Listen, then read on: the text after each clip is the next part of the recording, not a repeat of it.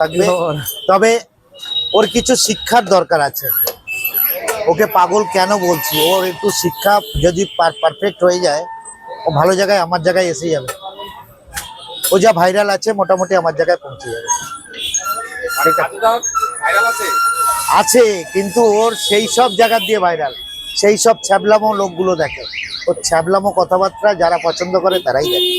যেরকম হচ্ছে শুভ, যেরকম শুভ, সেও ভালো, সেও আসে, কন্টেন্ট ক্রিয়েটার হয়ে গেছে। সে এখন দোকানে ফোকানে তার চান্স নেই, সে এখন কন্টেন্ট ক্রিয়েটার, দোকানে দোকানে গিয়ে ভিডিও করছে। কে বসে আছে? কে?